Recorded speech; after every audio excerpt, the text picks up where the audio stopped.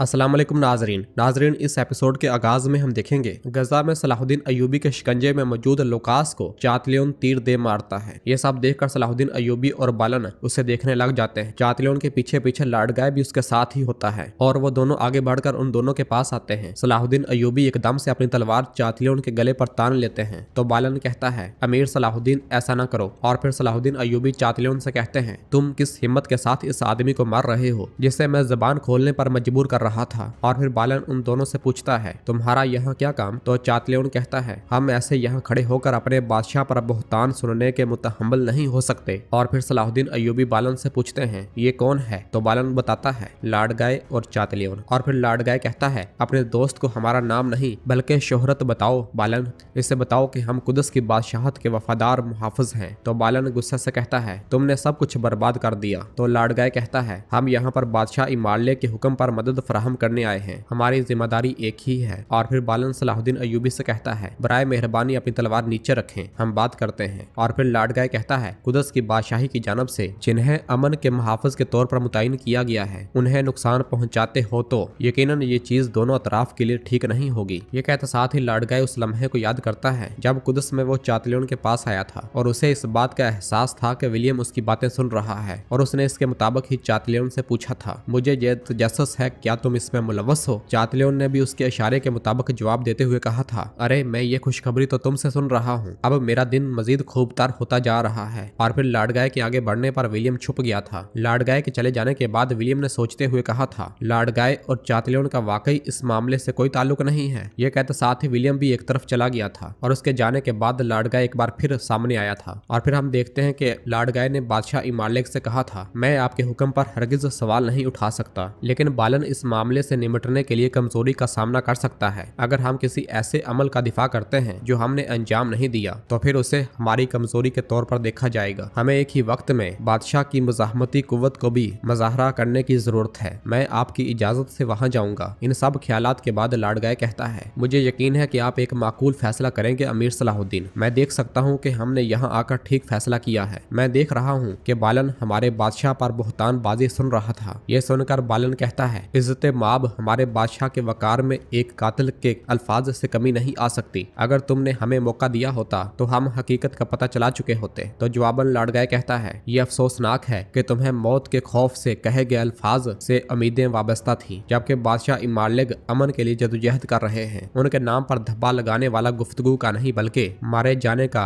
मुस्तहिक है। और फिर सलाहुद्दीन अय्यूबी गुस्से से कहते हैं, मेरा दिमाग खराब न करो। ये कैद खाने से बचने वाला चातलियोन मरने वाले इस शख्स से मुख्तलिफ नहीं है। सब एक ही गंदी नस्ल के हो। क्या तुम इसे मारकर अपने बादशाह की इज्जत बढ़ा चुके हो। तुम्हें क्या डर था कि तुमने इस आदमी को खामोश करवा दिया। तुमने जो किया इसकी माफी नहीं है, तुम अब इसकी कीमत अदा करोगे। हालात बिगड़ते हुए देखकर बालन कहता है, इस कातिल का मकसद वैसे भी हमें एक दूसरे के खिलाफ करना था और हम इसे दूर करने की कोशिश कर रहे हैं। क्या ऐसा नहीं है जाल। तो सलाहुद्दीन अय्यूबी एकदम से कहते हैं, असल जाल ये है, बड़े मजे से एक कातिल दूसरे कातिल को मार देता है। तुम अब भी अमन की बात कर रहे हो बालन, या क्या तुम भी इस खेल का हिस्सा हो। तो जवाबन बालन कहता है, मेरी कोशिशों का तुमने बजाते खुद मुशाहिदा किया है सलाहुद्दीन। बादशाह ने मुझे हुक्म दिया है कि वो सिर्फ। तो लाडगाय उसकी बात काटते हुए कहता है, हम भी बादशाह के हुक्म के साथ यहाँ आए हैं। अपने दोस्त को खुश करने के लिए अपने साथी दोस्तों को नजरअंदाज करना बिल्कुल भी ठीक नहीं है। कत्लेआम की वजह से हम भी उदास हैं, लेकिन हमारे पास कुछ नहीं है। तो सलाहुद्दीन अय्यूबी कहते हैं, कातिल को खामोश करने वाला उसका साथी होता है। तो लाडगाय कहता है, मैंने आपकी जहानत के बारे में सुना है, हमें इससे महरूम न करें बल्कि तसल्ली के साथ सोचें। इस मुनहरफ को वो मिल गया जिसका वो अपने साथियों की तरह मुस्तहिक था और हिसाब बंद हो गया। अगर ये बोलता रहता तो झूठ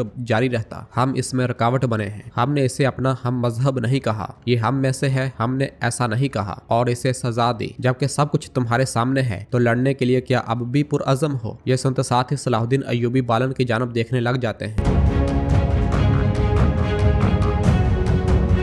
दूसरी जानब वजीर शहवार खजाना ना मिलने की वजह से गुस्से के साथ जौहर के साथ कमरे में दाखिल होता है और गुस्से से कहता है, हर चट्टान के नीचे से जंगी निकल रहे हैं। सोना नहीं तो फौज नहीं, फौज नहीं तो कोई इक़्तिदार नहीं। तो जवाबन जौहर कहता है, इस सूरत हाल में आपकी अकल में आने वाली कौन सी चीज है जनाब। तो जवाब में शहवार कहता है, हमें एक ताकतवर इत्तेहादी की जरूरत है। तो जौहर पूछता है, किसकी। तो शहवार कहता है, बादशाह इमाले को फौरन पैगाम भेजो। यह सुनते साथ ही जौहर चला जाता है। जबकि दूसरी जानब गजा में सलाहुद्दीन अय्यूबी बालन के साथ सबसे दूर एक जानब खड़े होते हैं और कहते हैं, इनका यहाँ होना बेसबाब नहीं है बालन, इन्होंने कत्ले आम के सबब शख्स को खामोश करवा दिया है। या तो बादशाह तुम्हारी पीठ पीछे मामलात कर रहा है या फिर ये अपने किसी मंसूबे के दर पर है। तो बालन कहता है, मुझे नहीं लगता कि बादशाह इमारलेग ने ऐसा कोई हुक्म दिया हो। चातलियन और लाडगए मुझसे ज्यादा खुश नहीं है। ये जाहिर है कि वो तकरीबकारी की कोशिश कर रहे हैं। तो जवाबन सलाहुद्दीन अयूबी कहते हैं, मुझे उम्मीद है कि ये सिर्फ तुम्हारे खिलाफ उनके अहदाफ की वजह से है। देखो बालन, मुझे नहीं मालूम कि लाडगए और चातलियन का गठजोड़ है, यहाँ तक कि तुम भी इस मामले में हो, मैं ये भी नहीं जानता। लेकिन ये नजर आ रहा है कि कोई बादशाह इमारलेग के ऊपर इल्जाम लगाने की कोशिश कर रहा है। तो बालन कहता है, अगर जो तुमने कहा वो दुरुस्त है तो ये मामला यहाँ नहीं रुकेगा। अब तुम शाम और मैं कुदस की जानब लौटूंगा। अगर मुझे इसके बारे में कुछ भी मालूम हुआ तो सबसे पहले तुम सुनोगे, पूरी यकीन रहो। तो सलाहुद्दीन अयूबी कहते हैं, जिन आदमियों के साथ तुम हो वो मिट्टी के साथ बने हैं, इनके साथ काम करते रहने में शफाफियत का कोई इम्कान नहीं है। अगर तुम भी इस घिनौने हुक्म का हिस्सा बनते हो बालन, तो फिर मैं हमारे दरमियान ताल्लुक को किसी खातर में नहीं लाऊंगा बालन। ये याद रखना, मेरी तलवार का निशाना तुम भी बनोगे।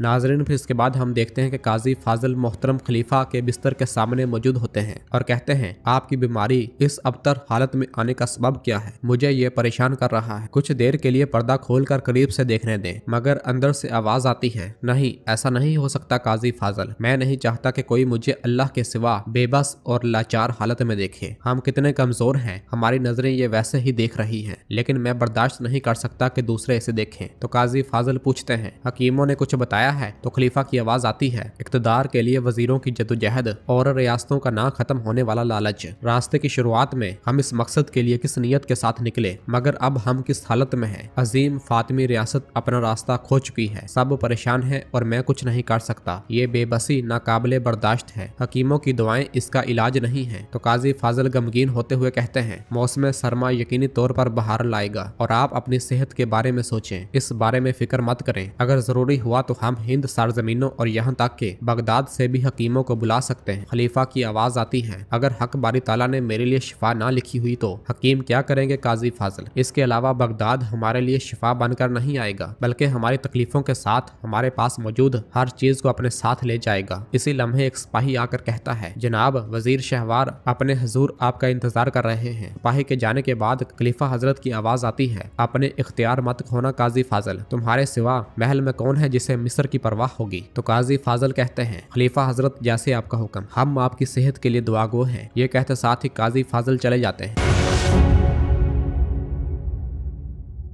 जबकि उधर गजा में सलाहुद्दीन अयूबी बालन से कहते हैं, जरा सोचो कि तुम किसके लिए और क्यों लड़ रहे हो, हम एक ही तरफ नहीं हैं, ये तो आज आश्कार हो गया। तो बालन कहता है कि तुम जानते हो कि मैं अपने खानदान से जुड़ा अपना हक हासिल करने के लिए लड़ रहा हूँ। बाज़ औक़ात रोशनी की एक किरण अंधेरों को दूर करने के लिए काफी होती है। अगर तुम इस रास्ते पर तलवार लेकर मेरे मद्दे मुकाबल खड़े हो तो जान लो कि मैं भी पीछे नहीं हटूंगा। दूसरी जानब कुदस में एक शख्स इमारलेक से कहता है, हमारी आवाजें गंदम के खाली गोदामों में गूंजने लगी हैं, हमारे पास जल्द ही सारा अनाज खत्म हो जाएगा। मुझे डर है कि जब हमारे पास खाने के लिए रोटी नहीं बचेगी। गंदम की किल्लत के बायस रोटी की कीमतें रोजाना बढ़ती जा रही हैं। तो बादशाह इमारले कहता है, परेशान न हो, हमें हालात की संगीनी का अंदाजा है। आप जानते हैं कि हम मिस्र से गंदम मंगवाते थे, जल्द ही मिस्र से आने वाला काफिला जितना आप चाहते हैं उससे ज्यादा गंदम लाएगा। हम अवाम की जरूरियात पूरी करने के लिए किसी भी कुर्बानी से दुरेग नहीं करेंगे। उस शख्स के वहाँ से चले जाने के बाद बादशाह इमारले के विलियम से कहता है, सूरमाओं के खुश्क मेवाजात के गोदाम का हाल अहवाल मालूम करो। अवाम कहत बर्दाश्त कर सकती है मगर फौज नहीं। अब बताओ क्या लाडगए की कोई खबर है? तो विलियम कहता है, अभी तक नहीं। इसके अलावा लाडगए को गजा में भेजकर हमने बड़ी खता कर दी है, मुझे ऐसा लगता है। दूसरी जानब कहरा में वजीर शहवार काजी फाजिल से कहता है, वो जिन्हें तुम बहुत पसंद करते हो, वो जंगी, उन्होंने हमारे हाथों से मिस्र का खजाना चुरा लिया। तो जवाबन काजी फाजिल कहते हैं, आपने सुल्तान नूरुद्दीन से वादा किया था वजीर हजरत, आपने मिस्र की हिफाजत के बदले जब वो सोना देने का वादा कर दिया था तो जो उनका हक है क्या वो उसे लेने के लिए ऐसा नहीं करेंगे? तो वजीर शहवार तख्त पर हाथ रखते हुए कहता है, यहाँ पर बैठने के लिए बहुत सी कुर्बानियां देनी पड़ती हैं काजी फाजिल। बाज़ औक़ात इसके लिए इत्तेहाद करना पड़ता है और बाज़ औक़ात एक के बाद लगने वाले एक इल्जाम को बर्दाश्त करना पड़ता है। मैं जंगियों के खतरे को खत्म करने के लिए सलीबियों के साथ तजारती इत्तेहाद कायम कर रहा हूँ और मैं चाहता हूँ कि आप फौरी तौर पर जरूरी दस्तावेजात तैयार कर लें। ये सुनकर काजी फाजिल गुस्से से कहते हैं, क्या आप वही खता करना चाहते हैं जो पहले दरगाम ने की थी? क्या आप भी चाहते हैं हैं कि आपका अंजाम भी उस जैसा हो। तो शहवार पूछता है क्या ये एक धमकी है? तो काजी फाजल कहते हैं बिल्कुल नहीं, ये हकीकत है और मैं ऐसी दस्तावेजात के लिए लिखना तो दूर की बात, अपनी कलम को स्याही के करीब भी नहीं आने दूंगा। और फिर कामल वजीर शहवार की जानब देखते हुए कहता है तुम्हें जो काम दिया गया है क्या तुम उससे करने के लिए इनकार कर रहे हो काजी फाजल? ये मिस्र के लोगों की भलाई के लिए है। और फिर शहवार कहता है तुम अकेले नहीं हो जो कलम पकड़ सकते हो काजी फाजल, तुम्हें जो कहा है वो करो ताकि कलम की स्याही खुश्क न हो जाए। यह सुनते साथ ही काजी फाजल गुस्से से वहां से चले जाते हैं। और नाजरीन एपिसोड भी यही खत्म करते हैं। मिलते हैं बहुत जल्द अगली एपिसोड के साथ। वीडियो को लाइक कर दें और जिन दोस्तों ने अभी तक चैनल सब्सक्राइब नहीं किया वो जल्दी से चैनल सब्सक्राइब कर दे और बेल आइकन यानी घंटी वाले निशान को भी प्रेस कर दें ताकि आने वाले एपिसोड्स आपको आसानी मिल सके। दुआओं में याद रखें। अल्लाह हाफिज।